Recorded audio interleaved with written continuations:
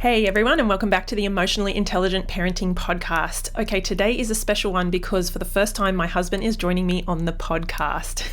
We're going to be diving into a really tough parenting issue that I think many of us have faced in the past. What do you do when a child hanging around your kids is being a really negative influence on them?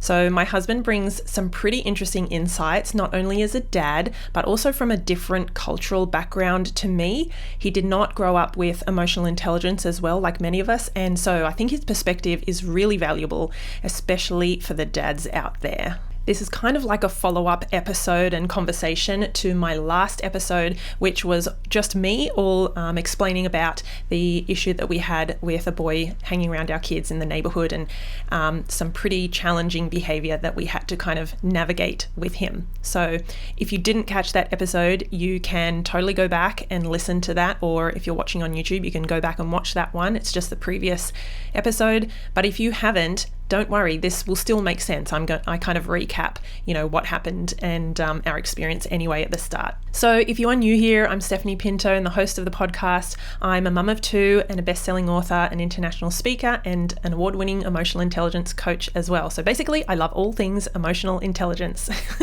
And although we are far from perfect here as parents and as kids, we still have big emotions from time to time, but our meltdowns, both for our kids and for us, are few and far between. And compassion, listening, and problem solving are our go-to strategies when things go sideways, but our home is a really nice place to be. And I think in huge part towards our development of and our learning of emotional intelligence. So we're only able to do all of this because we really, have learned to manage our own emotions. We understand that our kids have emotions and they underpin some of these concerning or challenging or disruptive behaviors. And we work together to solve problems as a team. So just before we begin, I do want to acknowledge the Darug Nation, who are the traditional custodians of the land on which I live, work, and record this podcast. I pay my respects to all First Nations people, their elders, and ancestors, and I acknowledge that sovereignty was never ceded, and I stand in solidarity towards a shared future. So following last week's episode, I was having a conversation with this guy right here. If you guys are watching on YouTube, you'll obviously be able to see there's two of us. Spoiler alert. If not, and you're just watching, if you're just listening on the podcast, well then I'm sitting next to my husband. This is his debut on the podcast. He's no stranger to podcasts and YouTube and stuff, but I thought anyway it would be really good to get his opinion and get him to share basically on the podcast, because we have really good conversations and I'm glad that we do. And a lot of the time he will open up my perspective because I can be kind of narrow focused. What's that? Not narrow minded, but you have your own perspective. Yeah. So anyway, I think it's really good, and I'm not going to pepper him with questions or anything, but I mean, maybe I will. You do always. Why, that's not different. But anyway, I just thought it would be good to get, to share his perspective. So maybe where do we start? I don't know. I can get it started. Yeah, go. Yeah, I obviously listened to your episode that you released, and I don't disagree with anything you said. I think you're coming from a perspective where you want our kids and other people to kind of be a bit more open-minded, and rather than saying that's a bad kid, don't play with him, opening up that conversation. And I don't disagree with that at all. I think the difference is in just us. We both want to put that effort in to have that conversation with our kids and to ensure that it's just don't play with that kid because we said so. We want to have that conversation, see what they say and see what their perspective is. And our kids are so sweet that they just want that kid to be happy. They want him to have friends. They want to play with him because they can see how much that kid wanted to play. Obviously they want to be liked too, so they want to play with a kid. And it's good to have people who want to hang out with you. So they have this kid that wants to hang out with them, and that feels good. They enjoy that as well.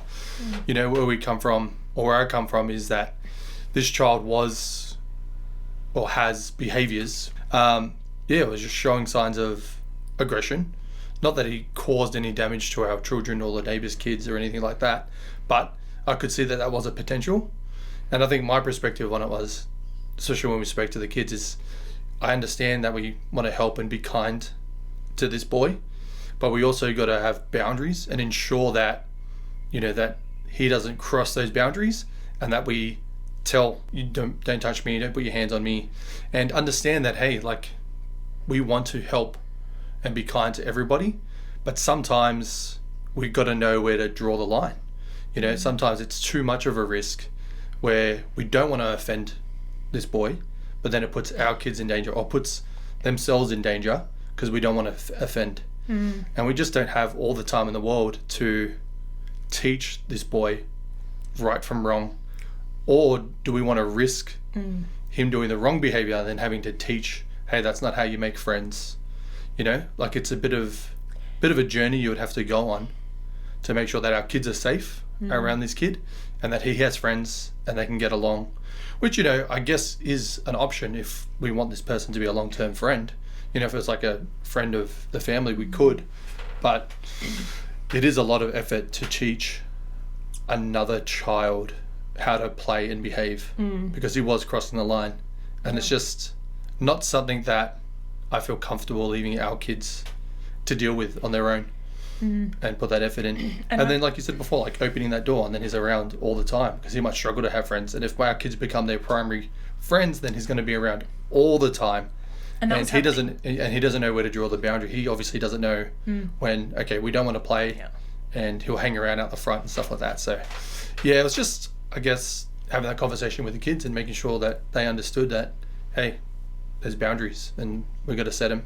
Yeah, and, you know, as you're saying that, actually reminded me that probably there was a big part of me that was like, I can teach this kid. Like, this was what I used to do, teach kids about communication and play skills and social skills and stuff. And I'm like, I could do that, and I could talk with him, and I could see that he wanted to play. Like, he was coming around so much, and it was really like, you know, it was he wanted to build a friendship.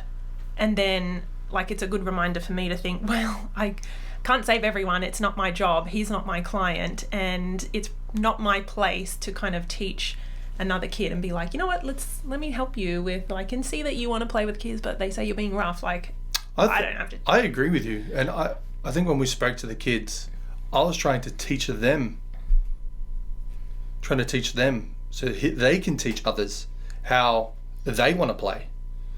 So then, you know, we don't have to go around and teach all our kids' friends. They can set their own boundaries. Hey, I want to play with you. I want to be your friend, but you can't hit me. You can't yell at me. You can't swear at me. So teaching our kids or telling our kids how to set boundaries for themselves, which, you know, if this other child wants to be friends with our kids, they will have to follow those rules. So, you know, by teaching our kids, that allows them to kind of set boundaries, make friends, and teach those kids how they want to interact with each other.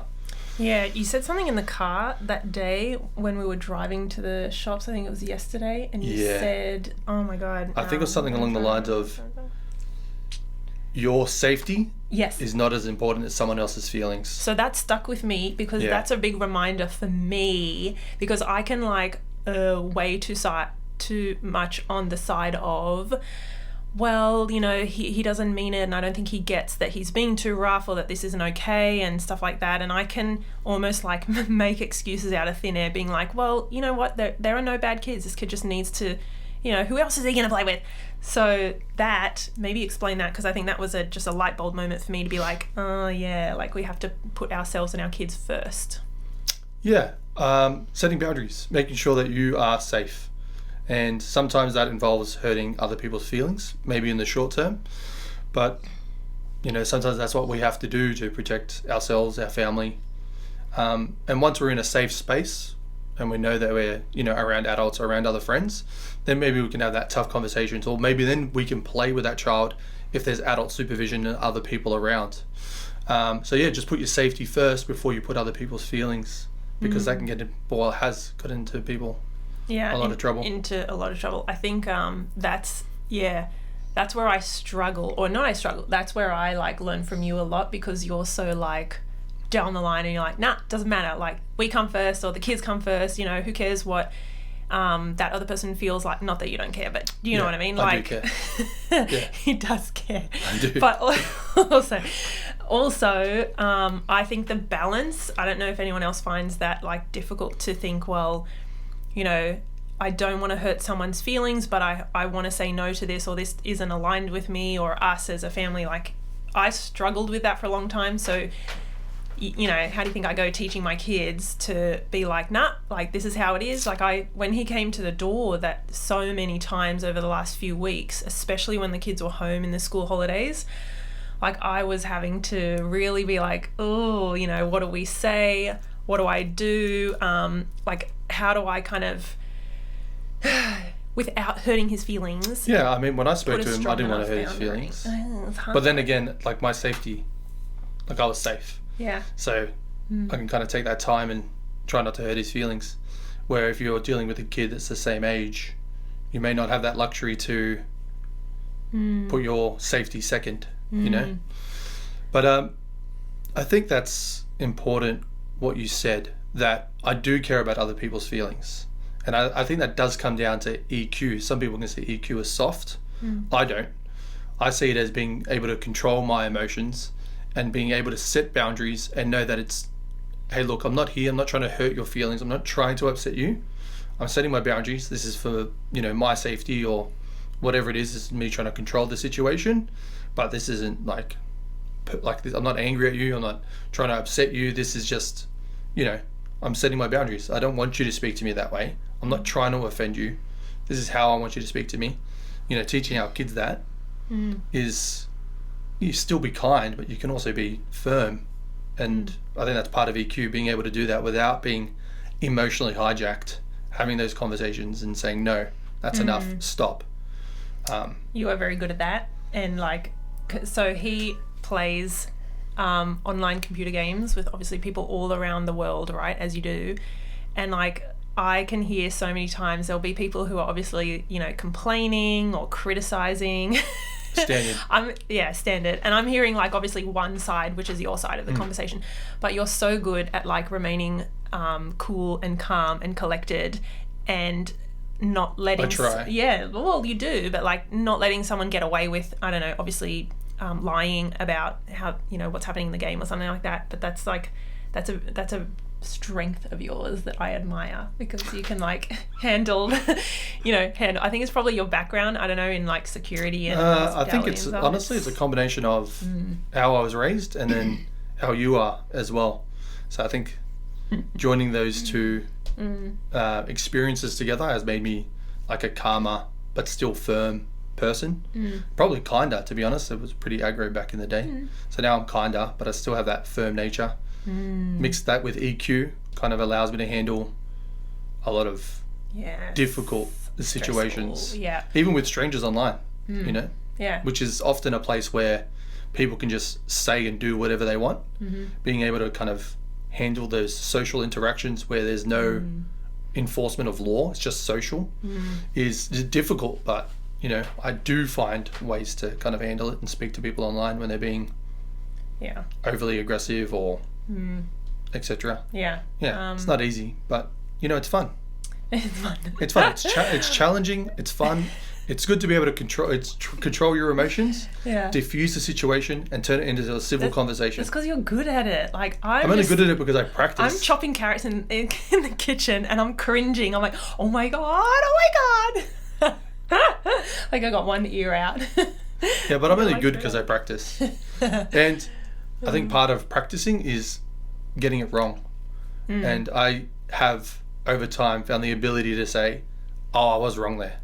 So I'm not always right.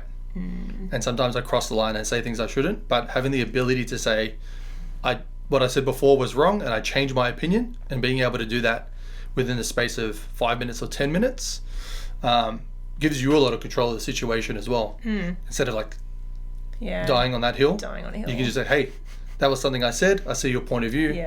I was wrong. And then it allows it to move on. That's true. You're not very stubborn in those, like, you know, if we have disagreements, you can like do a 180 really quickly. Whereas I'm like, I'm on this hill. I find it really hard. It was very hard for me to learn I know we're talking about us now. It was about the kids, but this also relates to the kids and how they interact with other kids. I found it very hard to do that, to be able to say I'm wrong and move on, which I think most people do. And something that helps is that my ideas and my opinions and things aren't necessarily me.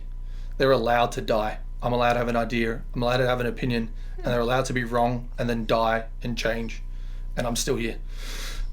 And knowing that and understanding that makes it a bit easier. It's a bit liberating, really. Like, It you're is, not yeah. glued to your, I can say that car's red, it turns out to be blue, and I'll be like, I was wrong, that idea dies, and I can just move on.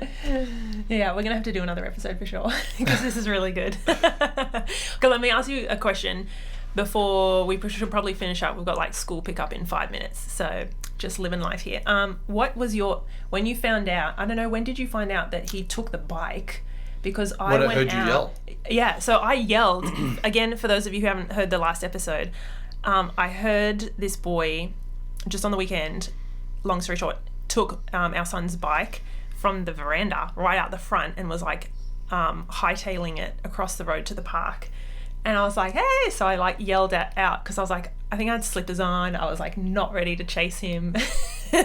And then my kids heard because they were in the front. So you heard. Yeah. I can't remember if I had said like, go tell Dad. No, I heard. Oh, what did you think? I heard what was going on, but I just was a bit confused. So I just had to go out and check what was happening. But yeah, he took the bike and started running over to the park. Yeah, I mean, I have some thoughts on it now after the fact, but that's a whole nother episode. Yeah. Okay. Well, just like nutshell it for us. What were your thoughts? What are your thoughts now? Because we've talked about it, and yeah, I mean, is that like the last straw? Honestly, just analyzing the situation, not getting emotionally hijacked, realizing that it's just a bike. Like, obviously, it's not a bike we want to lose. It's a great bike, and what we can learn from that. My son has learned. Okay, parents have always told him to take the bike in, and now he's seen someone take it. Well, he gets reinforced, and if that ended up being a X amount of $200, $300, whatever his bike is, experience, then he learns from that, and it won't happen again with something probably more expensive. So he learns that, okay, my bike shouldn't be out the front. He also learns what we spoke about, trust your feelings about people when you meet them. As much as we want to be their friends, we've got to watch their behavior and what they do. So it was a huge learning experience for our kids, but the last thing we did was tell our son off. I can't believe you left the bike out the front. How dumb, how silly you are. We didn't do any of that. We just said, right, like we could have done all of that. I don't think that even crossed our mind. No, didn't even come close. No. But now that you say that, I'm he grabbed his bike, obviously off the grass, and took it straight out the back. So that's lesson learnt, obviously. Otherwise, if he didn't learn, he would have left it out the front again. And he even then had a look around and grabbed his helmet and some other stuff and took it out the back. So, it's a learning experience for him. But I don't want to.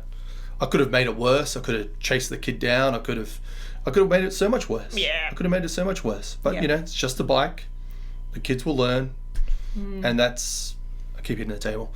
And that's, worth more than kind of getting hijacked and escalating the situation. Yeah. I think it also... Obviously, it was beneficial in the moment.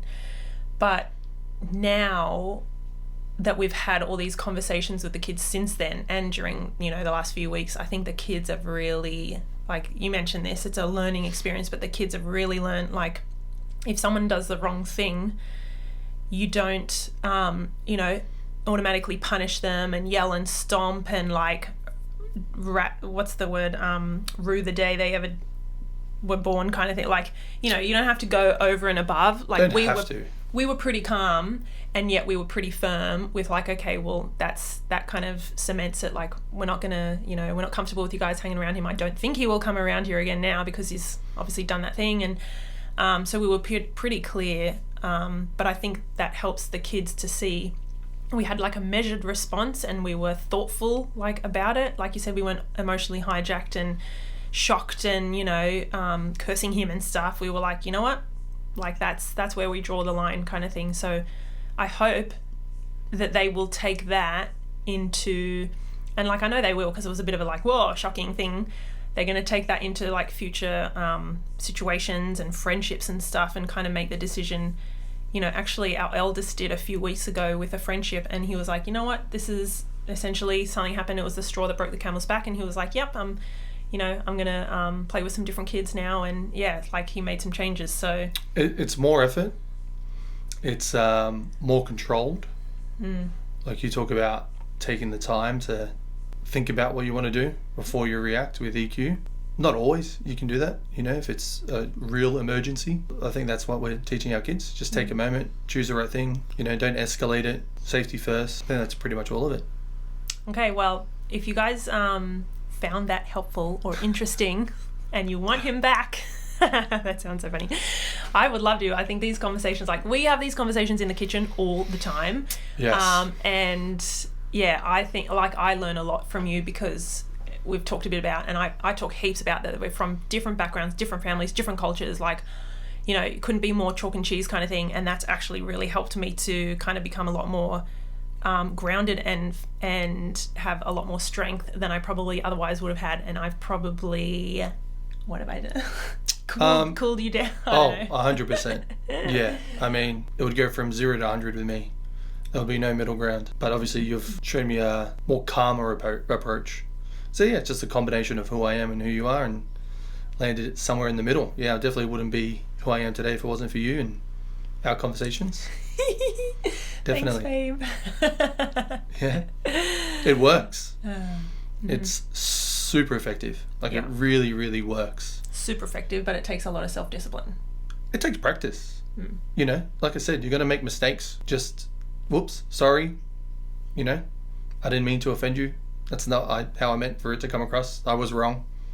Even with my friends, I've said stuff that are wrong, and I say, my bad. I love you. I didn't mean it that way. I'm sorry. And that's it. I don't have to die on that hill. I can just apologize. If I've hurt someone's feelings, I can just say, I'm sorry. That's so good. I don't have to admit that I'm wrong. I can try rephrasing it or try to explain myself in a different way. But if I've hurt someone's feelings, then that's generally never my intent. Yeah. So if that happens, I can just apologize and try to rephrase it. Okay. That's it from us, guys. We got to go. School pickup time. But I think that was really helpful. My debut. your debut. Please let us know what you thought of this double episode, this joint episode. I thought it was really good, and I value your opinion. So, and yeah, I want you to share it. So here we go. Maybe there will be more to come. All right. Bye, everyone. Peace out. Hey everyone, it's me again. I hope you enjoyed the conversation. That was my husband's debut. So I think he was pretty smooth, as in he didn't seem nervous. He's good at talking anyway. He's pretty cool, calm, collected, most of the time. And I would love to hear your feedback.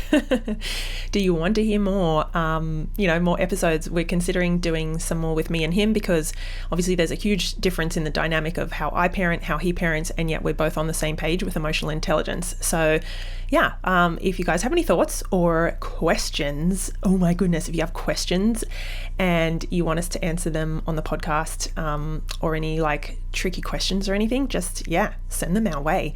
The last thing I would love to invite you to do is please, if you can take 1 minute to review and put a rating, a star rating on the podcast, and you can put a couple of words, together as a review as well. That actually does really help to push the podcast out on all the platforms like Apple, Spotify, and everything, so that other parents can see it. It will pop up on their feed or their suggested podcasts, and I would just love for this kind of stuff to get out to as many parents as possible. It is so life-changing.